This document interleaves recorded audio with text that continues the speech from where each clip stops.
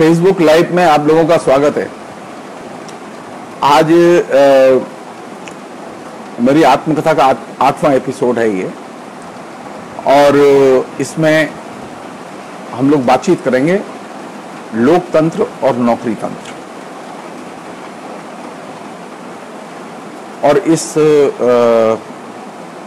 बातचीत के क्रम में कई चीजें ऐसी होंगी जो कि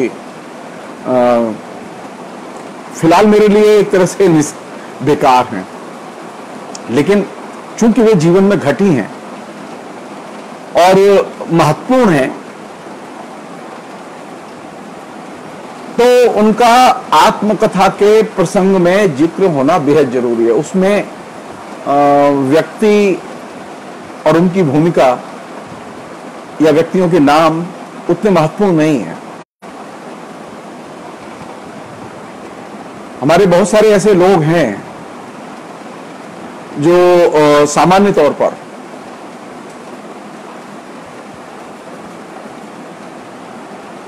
जो प्रोफेसर हैं, उन लोगों की सामान्य तौर पर यह समझ रही है कि, और हम लोग सिखाते भी हैं ये, कि समाज और शिक्षा खास तौर पर उसमें जो कुछ होता है वो प्रतिभा के बल पर होता है। निश्चित तौर पर शिक्षा में प्रतिभा की बहुत बड़ी भूमिका है, बशर्ते कि लोग ये माने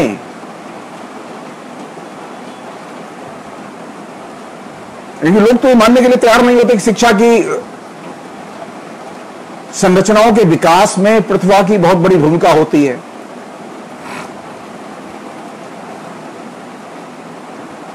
मैं आइडियोलॉजिकली बचपन से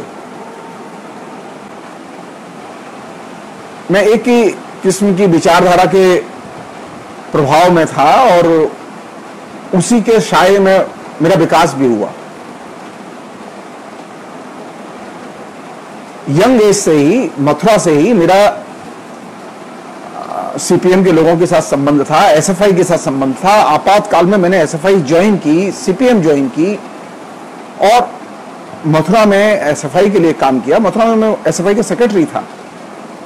बाद में जब मैं जेएनयू आया तो जेएनयू में पढ़ाई लिखाई की, और जेएनयू में भी पढ़ाई लिखाई करते हुए एसएफआई भी की। और मैं जेएनयू की यूनिट का वहां प्रेसिडेंट भी था और दिल्ली का वाइस प्रेसिडेंट भी था। और 84-85 में मैं जेएनयू स्टूडेंट्स यूनियन का प्रेसिडेंट भी रहा।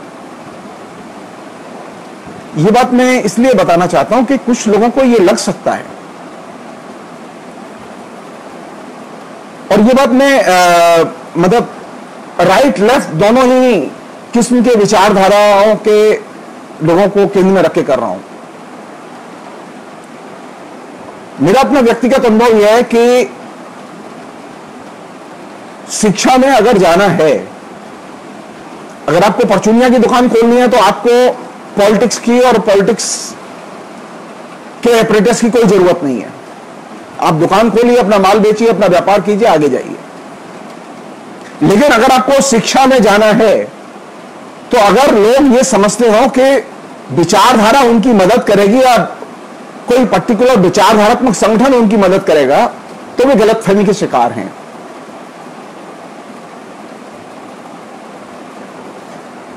शिक्षा में नौकरी हासिल करने के लिए जो मैंने अपने अनुभव से सीखा और देखा, एक ही चीज जरूरी है। आप भाग्यशाली होंगे जो कि बिना किसी सिफारिश के जिनकी नौकरी लग गई हो। ऐसे लोग हैं, ऐसा नहीं कि ऐसे लोग नहीं हैं, ऐसे लोग हैं। हमारी सुधा सिंह है, वो लगातार इस बात को सिद्ध करती रही है कि प्रतिभा के बल पर भी आगे बढ़ा जा सकता है। मेरा अनुभव यह है कि उस तरह के रेयर केस हैं। लगातार शिक्षा में जो परिवेश बना है, शिक्षा में जो लोगों की प्रकृति बनी है, जो संस्कार बने हैं, उसमें चमचागिरी या अंकुरण भाव की बहुत बड़ी भूमिका है। लोकतंत्र और लोकतांत्रिक विचारधारा के लिए काम करने की कोई भूमिका नहीं है। अगर आप लोकतांत्रिक विचारधाराओं के लिए काम करते हैं, लोकतांत्रिक संगठनों के लिए काम करते हैं, और आप ये सोचते हो कि आपकी इन गतिविधियों से आपके प्रोफेसर खुश हो जाएंगे, तो आप गलतफहमी के शिकार हैं।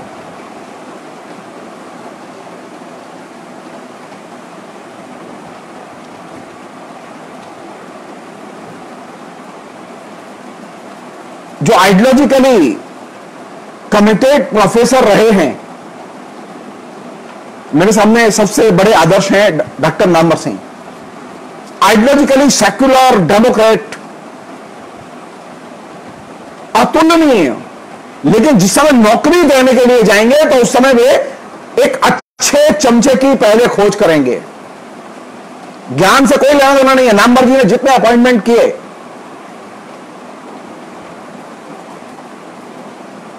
उन अपॉइंटमेंट्स में ज्ञान की कोई भूमिका नहीं है। अधिकतर अपॉइंटमेंट ऐसे जो कि डफर लोगों के,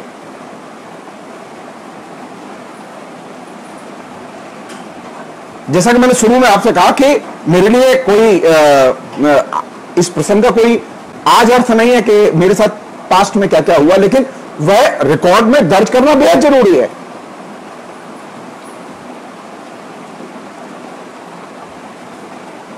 मैं सीपीएम का मेंबर, मैं सीपीएम के लिए काम करता था, लेकिन संयोग की बात है जितनी जगह मैंने इंटरव्यू दिए, एक कलकत्ता को छोड़कर, अधिकतर यूनिवर्सिटीज में इंटरव्यू लेने वाले लोग वे थे जिनका सीपीएम से गहरा संबंध था, लेकिन मुझे नौकरी नहीं लगी। मगर मेरे कैंडिडेचर को रमेश कुंतल मेघ ने रिजेक्ट किया, मेरे कैंडिडेचर को शिवकुमार मिश्र ने रिजेक्ट किया, मेरे कैंडिडेचर को कुंवर पाल सिंह ने रिजेक्ट किया, मेरे कैंडिडेचर को नित्यानंद तिवारी ने रिजेक्ट किया, मेरे कैंडिडेचर को नामवर जी ने रिजेक्ट किया, सुधीर पचौरी ने रिजेक्ट, किस किस ने रिजेक्ट नहीं किया ये एक लंबी लिस्ट है, लेकिन वे सब डेमोक्रेट्स और बड़े लोग हैं।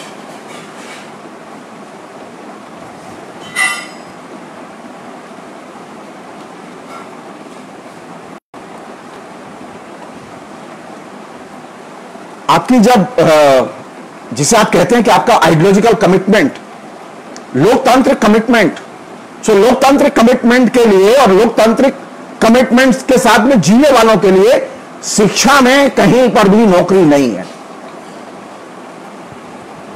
यह गलतफहमी है।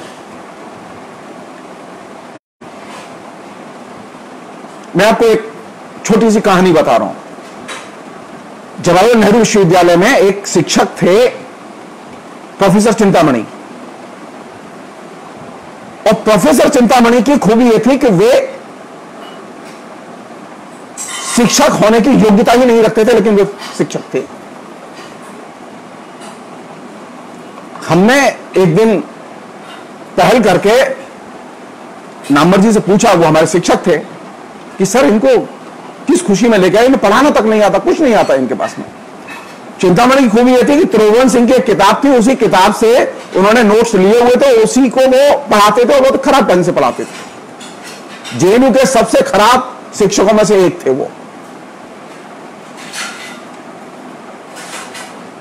हमने कहा कि क्या गुण है जिसकी वजह से इनकी नौकरी लगी, तो नामवर जी ने कहा कि बीडी नाथ चौधरी का घर बनवाया था, इसलिए इनकी नौकरी लगानी पड़ी। अब आप सोचिए, बीडी नाथ चौधरी का घर बनवाया, ये क्वालिफिकेशन थी, इसलिए जवाहरलाल नेहरू विश्वविद्यालय में प्रोफेसर चिंतामणि की नौकरी लगी।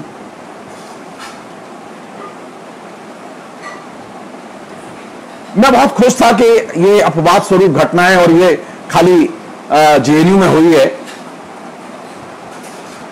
तो मुझे पता चला कि अलीगढ़ मुस्लिम विश्वविद्यालय में विज्ञापन निकला है और फॉर्म भरे जाने हैं नौकरी के लिए। मैंने जल्दी से अपनी पीएचडी समेटी और जमा कर दी, और यह सोच के जमा कर दी कि वहां कुंवरपाल सिंह हैं जो कि बहुत धाकड़ प्रोफेसर हैं, वहां हो सकता है कोई प्रगतिशील जाए और मुझे अपने ऊपर पूरा भरोसा भी था, और मैंने अपनी 1.5 साल की मेरे पास में फेलोशिप थी, वो फेलोशिप भी सरेंडर करके मैंने पीएचडी जमा कर दी, और मैं जल्दी से जल्दी इस इंटरव्यू देना चाहूंगा। अब मैं वहां इंटरव्यू देने के, अब हम 3 लोग थे जो कि सीपीएम के मेंबर थे और कैंडिडेट थे। मैं था, जबरूमल पारख थे और भरत सिंह थे।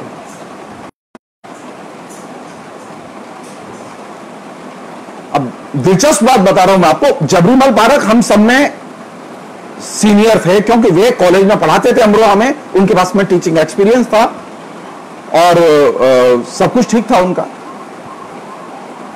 मैं बेरोजगार था, और भरत सिंह जो है मथुरा में एक इलाका है बाजना, वहां के बाजना के इंटर कॉलेज में पढ़ाते थे और वो किसान सभा करते थे, और उनकी एकमात्र उपलब्धि यह थी कि वे केपी सिंह के अंडर में उन्होंने पीएचडी की थी, और केपी सिंह के वे पट्टू शिष्य थे।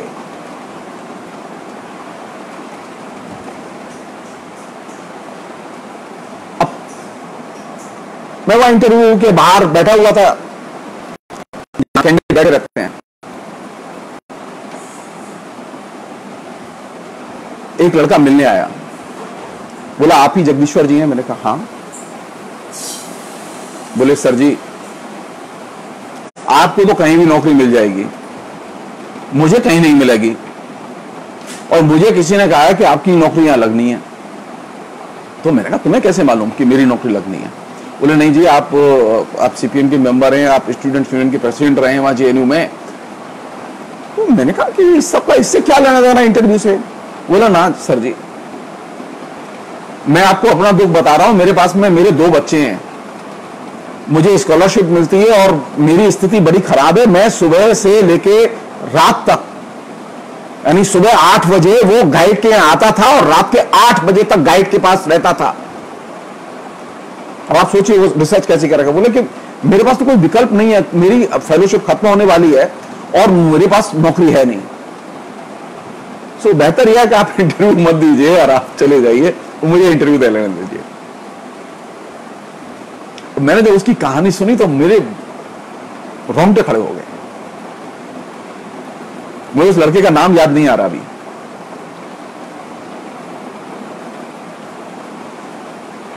मेरी ये इमेजिनेशन के बाहर के कोई एक व्यक्ति जो कि मार्क्सवाद के प्रति इतना कमिटेड हो, वह सुबह 8 बजे से लेकर रात के 8 बजे तक 12 घंटे बधुआ मजदूर की तरह अपने पीएचडी स्टूडेंट को अपने घर पर बांधे रखे। और यह मेरे लिए पहला झटका था। खैर उस इंटरव्यू में जो होना था वही हुआ, न जबरूमल जी का हुआ न मेरा हुआ। सबसे योग्यतम व्यक्ति पाए गए भरत सिंह, क्योंकि वो कुंवरपाल जी के पट्टू शिष्य थे।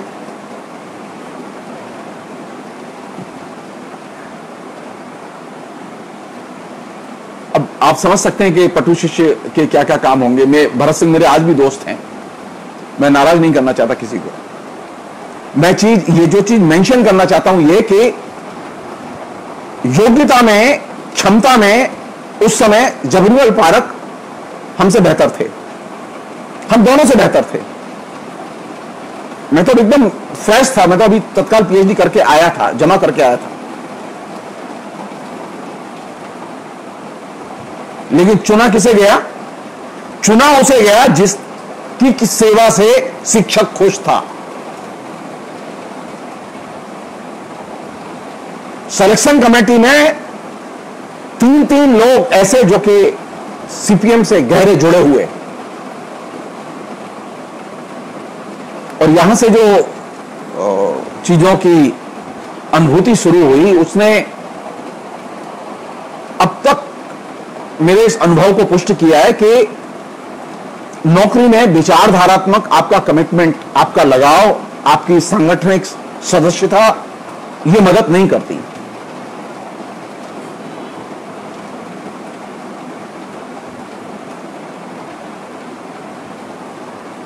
कोइंसिडेंट और संयोग हो तो आपकी कभी इसकी वजह से नौकरी लग जाए, अंत मदद नहीं करती। अब मैं एक दूसरा अनुभव बता रहा हूं अपना, और ये जो मेरे अनुभव है ये किसी भी बेरोजगार यंग लड़के के अनुभव है जो कि अगली नौकरी के लिए दर दर भटक रहा है, वो लड़का हो या लड़की हो।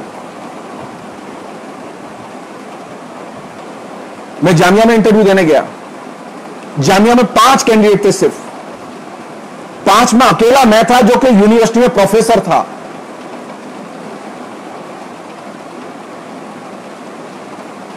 एक्सपर्ट थे ज्ञान के महापुंज नामवर सिंह, और बाकी कैंडिडेट मेरे अलावा वो चारों के चारों कैंडिडेट वो कॉलेज में पढ़ाते थे, कहीं कोई यूनिवर्सिटी में नहीं पढ़ाता, सिर्फ 5 कैंडिडेट थे। अकेला कैंडिडेट था जो कि प्रोफेसर था, सारी रिक्वायरमेंट्स थी मेरे पास में, पब्लिकेशंस थे, कंसिस्टेंट पब्लिकेशन थे, यहां तक कि प्रोफेसर होने के बाद भी मेरे निरंतर पब्लिकेशन थे। लेकिन मैं अपने गुरुजी को खुश नहीं कर पाया। मेरा कसूर सिर्फ इतना था कि मैंने अपने जीवन में, छात्र जीवन में, नामवर सिंह की किसी भी अलोकतांत्रिक नीति का समर्थन नहीं किया और कभी कमर झुक के मैंने बात नहीं की। और इसकी कॉस्ट मुझे एक बार नहीं, नामवर जी ने 4 बार रिजेक्ट किया मुझे। अगर वो मुझसे बेहतर व्यक्ति चुनते तो मुझे बहुत खुशी होती। दिलचस्प बात बता रहा हूं कि नामवर जी ने उस कमेटी में बैठ के यह निर्णय लिया कि जिस कैंडिडेट ने अप्लाई नहीं किया उस कैंडिडेट को उन्होंने रिकमेंड किया कि उसे प्रॉपर प्रोफेसर पोस्ट ऑफर की जाती है। वीर भारत तलवार को उन्होंने प्रोफेसर पोस्ट ऑफर की कि वे आके जामिया में ज्वाइन करें। ऑलरेडी एक प्रोफेसर, जो कि वीर भारत तलवार के पास में कोई ऐसी एक्स्ट्रा ऑर्डिनरी क्वालिफिकेशन नहीं थी। वीर भारत तलवार जवाहरलाल नेहरू विश्वविद्यालय में रीडर थे, मैं प्रोफेसर था।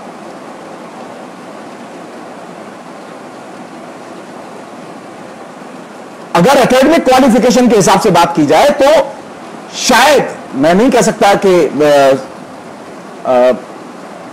और लोग नहीं होंगे, शायद बहुत कम लोग हैं ऐसे। मैं मात्र 4.5 साल के एक्सपीरियंस में रीडर बना था। कोई शिक्षक मात्र 4.5 साल के टीचिंग एक्सपीरियंस में रीडर नहीं बनता। मेरे लिए बाकायदा कलकत्ता विश्वविद्यालय ने 6 महीना कंडोम किए थे, क्योंकि 5 साल का teaching experience as a lecturer compulsory था यूजीसी की रिक्वायरमेंट के हिसाब से।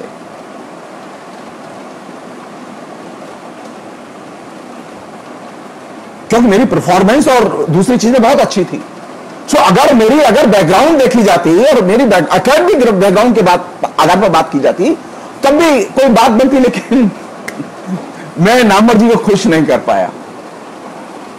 और नामवर जी ने वीर भारत तलवार के लिए प्रोफेसर पोस्ट जामिया मिलिया विश्वविद्यालय में ऑफर की, और जामिया में जो पोस्ट ऑफर की वीर भारत तलवार ने उसे विनम्रतापूर्वक अस्वीकार कर दिया। मैंने इग्नू में इंटरव्यू दिया। इंटरव्यू में भी ठीक यही हुआ।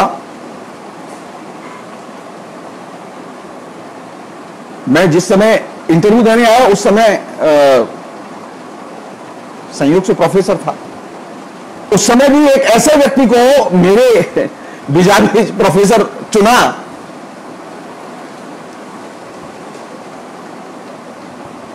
उनकी मैं शिक्षा की प्रशंसा नहीं कर सकता, उनकी निंदा भी नहीं कर सकता।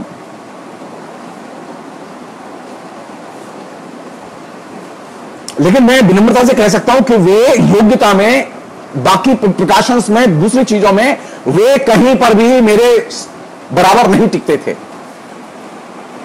ये रिकॉर्ड है। मैंने 89 में मैंने लेक्चरर के तौर पर ज्वाइन किया और 93 में मैं प्रोफेसर बना। और जिस समय प्रोफेसर बना, रीडर बना, उस समय मेरे पास में सिर्फ 4.5 साल का एक्सपीरियंस था।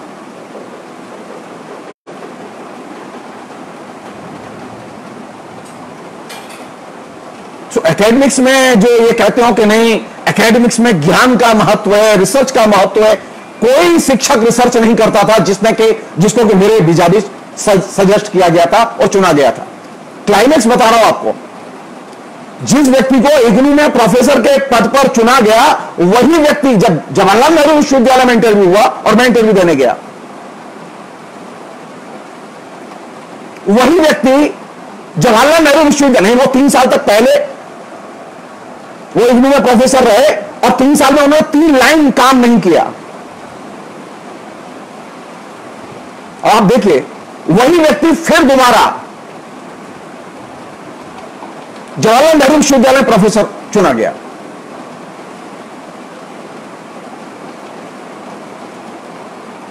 सब लोग जानते हैं, कोई भी जाए बायोडेटा उठा के देख सकता है कि उन्होंने क्या पढ़ा और क्या लिखा है।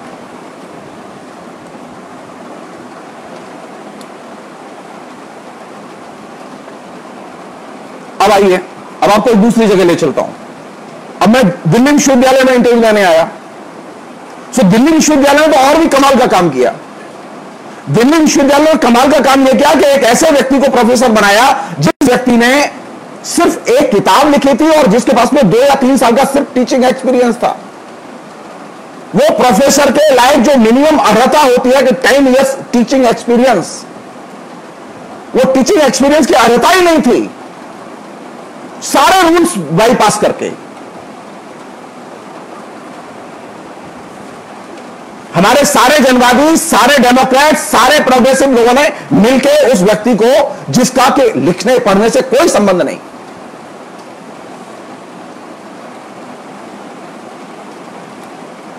अब आप सोचिए कि एकेडमिक्स में क्या होता। और उसमें ऐसे भी लोग थे जो प्रोफेसर बने उस पैनल में,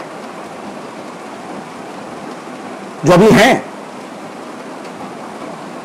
अरे अगर जो लोग आए हैं, जो प्रोफेसर आए हैं, जिनके पास में क्वालिफिकेशन है, मेरे अलावा और भी लोग थे जो प्रोफेसर थे, जो कैंडिडेट थे वहां। ये बात मैं क्यों रख रहा हूं? ये मैं इसलिए नहीं रख रहा हूं कि मेरे साथ विक्टिमाइजेशन, नहीं, मैं सिर्फ इसलिए रख रहा हूं कि ये चयन का तरीका अपने हिसाब से उनका सही हो सकता है।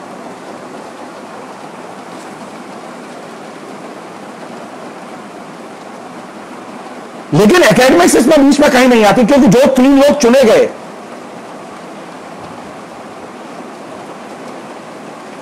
वे 3 लोग चुने गए इसलिए क्योंकि वे चमचागिरी में अव्वल थे।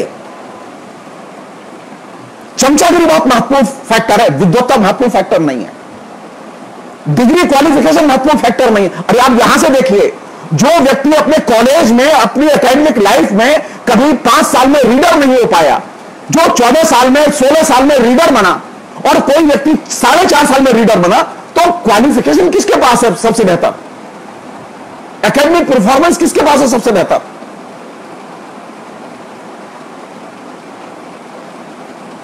नहीं। एकेडमिक्स में जो मेरा अनुभव है वो ये कि आपकी जो रिसर्च क्वालिटी, ये जो जितना भी बोलते हैं, वो चाहे जितने भी लोग हों, दिल्ली विश्वविद्यालय के लोग हों, चाहे वो जवाहरलाल नेहरू विश्वविद्यालय के लोग हों, या और दूसरी यूनिवर्सिटी के जो प्रोफेसर हो, वो जो ये बोलते हैं कि वो रिसर्च को कंसीडर करते हैं, प्रतिभा को कंसीडर करते हैं, वो झूठ बोलते हैं।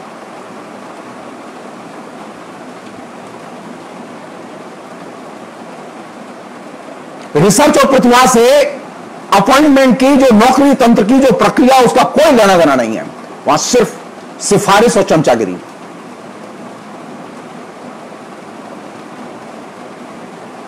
अरे आप इतने अगर प्रतिभाशाली थे तो जहां आपकी नौकरी लगी वहां आपको क्यों नहीं पदोन्नति मिली, वहां क्यों नहीं तरक्की की आपने?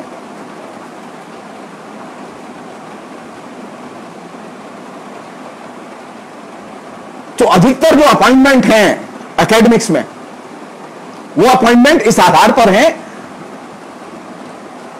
कि कौन बेहतर अनुकरणकर्ता हो सकता है या चमचा हो सकता है। इसका ज्ञान से कोई लेना देना नहीं है। अब मैं एक दूसरा पक्ष बता रहा हूं आपको, जो बहुत ही इंटरेस्टिंग पक्ष है। मैंने बर्दवान यूनिवर्सिटी में अप्लाई किया था। बर्दवान यूनिवर्सिटी में इंटरव्यू होने वाला था, तो मैं किसी को बंगाल में जानता ही नहीं था। मैं सीपीएम करता था, लेकिन मैं बंगाल में किसी से मेरा परिचय नहीं था। मैंने शिव कुमार जी और कांति मोहन से कहा कि मेरा किसी से परिचय नहीं है, आप अरुण माहेश्वरी, जनवादी इलेक्शन की उस समय मीटिंग थी कोई, तो मैंने कहा अरुण माहेश्वरी जनवादी इलेक्शन के वहां प्रतिनिधि हैं, यहां आए हैं, तो आप मेरा उनसे एक बार परिचय करा दीजिए तो मैं कुछ पूछ लूंगा उनसे। तो कनक मुखर्जी के घर पर अरुण माहेश्वरी और सरला माहेश्वरी टिके हुए, तो इनसे मेरा कोई परिचय नहीं। तो मुझे परिचय कराने के लिए कनक मुखर्जी के घर बीपी हाउस में शिव कुमार मिश्र और कांति मोहन ले गए, और मेरा पहली बार अरुण माहेश्वरी से परिचय हुआ। और मैंने कहा कि मैंने वर्धमान में अप्लाई किया है, मेरी आप कोई मदद कर सकते हो तो बताइए। तो अरुण ने कहा हम तो कोई मदद नहीं कर सकते, अगर हम मदद कर सकते तो फिर कोई बात ही नहीं थी, लेकिन हम आपको एक सूचना जरूर दे रहे हैं कि कलकत्ता यूनिवर्सिटी में जगह निकली हुई है और अभी 2 दिन बाकी हैं, अगर आप अप्लाई कर दें तो बहुत अच्छा है। तो वहां हो सकता है हम आपकी कुछ मदद कर सकते। अच्छा, अरुण माहेश्वरी से कोई संबंध नहीं मेरे, शिव कुमार जी से मेरे गहरे संबंध, लेकिन शिव कुमार जी मेरे लगातार रिजेक्ट कर रहे हैं। केपी सिंह से मेरे गहरे संबंध, वो रिजेक्ट कर रहे हैं।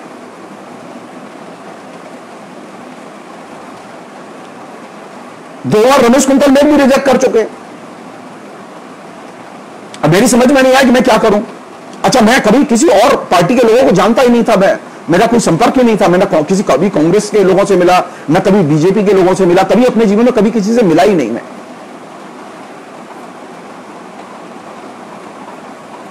चमचागिरी की मनोवृत्ति नहीं।